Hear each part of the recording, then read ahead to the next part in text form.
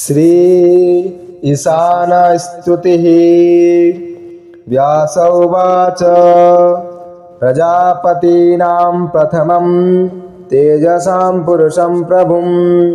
भुवनं भूर्भुवं देवं सर्वलोकेश्वरं प्रभुम् ईशानं वरदं पार्थ दृष्ट्वानसि शङ्करं तं गच्छ शरणं देवं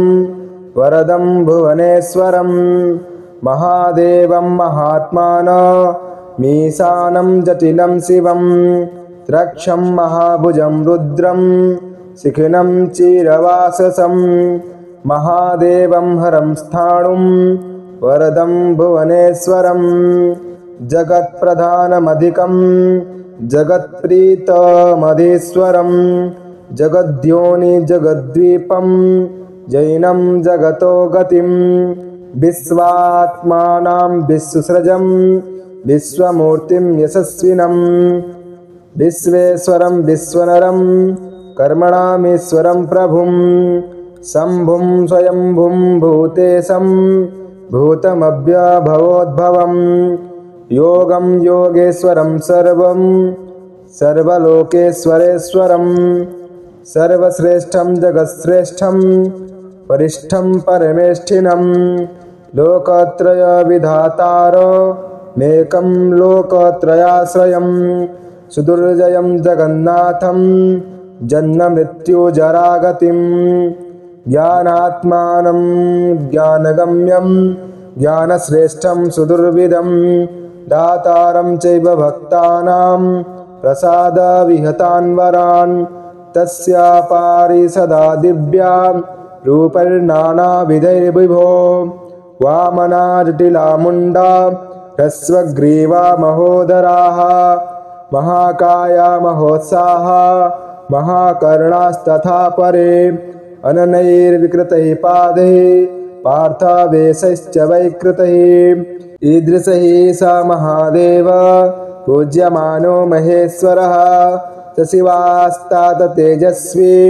प्रसादाद्यातितेऽग्रतः तस्मिन् घोरे सदा पार्थ संग्रामे लोमहर्षणे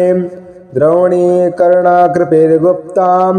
महेश्वासै प्रहारिभिः कस्तां सेनां तदा पार्थ मनसापि प्रदर्शयेत् ऋते देवान् महेश्वासात् बहुरूपान् महेश्वरात् स्थातुमुत्सहते कश्चिन् तस्मिन्नग्रतः स्थिते न हि भूतं समं तेन त्रिषु लोकेषु विद्यते गन्धेनापि हि संग्रामे तस्य क्रुद्धस्य शत्रवः विसंज्ञा हतभूयिष्ठा वेपन्ति च पतन्ति च तस्मै नमस्तु कुर्वन्तो देवास्तिष्ठन्ति वै दिवि ये चान्ये मानवा लोके ये च स्वर्गजितो नरा ये भक्ता वरदं देवं शिवं रुद्रमुपापतिम् इह लोके सुखं प्राप्य ते यान्ति परमां गतिं नमस्कुरुष्व कौन्तेय तस्मै शान्ताय वै सदा रुद्राय सिद्धिकण्ठाय कनिष्ठाय सुवर्चसे कपर्धिने करालाय हर्यक्ष वरदाय च याम्याय रक्तकेशाय सद्वृत्ते शङ्कराय च काम्याय हरिनेत्राय स्थाणवे पुरुषाय च हरिकेशाय मुण्डाय कनिष्ठाय सुवर्चसे भास्कराय सुतीर्थाय देवदेवाय रंहसे बहुरूपाय सर्वाय प्रियाय प्रियवाससे उष्णीषिणे सुवक्त्राय सहस्राक्षाय मीडुसे गिरीशाय सुशान्ताय पतये चिरवाससे हिरण्यबाहवे राजन्नुग्राय पतये दिशां परजन्यपतये चैव भूतानां पतये नमः वृक्षाणां पतये चैव गवां च पतये तथा वृक्षैरावृतकायाय सेनान्ये मध्यमाय च ध्रुवहस्ताय देवाय धन्विने भार्गवाय च बहुरूपाय विश्वस्य पतये मुञ्जवाससे सहस्रशिरसे चैव सहस्रनयनाय च सहस्रबाहवे चैव सहस्रचरणाय च शरणं गच्छ कौन्तेय वरदं भुवनेश्वरम् उमापतिं विरूपाक्षं दक्षयज्ञनिबर्हणं प्रजानां पतिमव्यग्रं भूतानां पतिमव्ययं कपर्दिनं वृषावर्तं वृषनाभं वृषध्वजं वृषदर्पं वृषपतिं वृषशृङ्गं वृषर्षभं वृषाङ्कं वृषभोदारं वृषभं वृषभेक्षणं वृषायुधं वृषशरं वृषभूतं महेश्वरं महोदरं महाकायं द्वीपीचर्मानिवासिनीं लोकेशं वरदं मुण्डं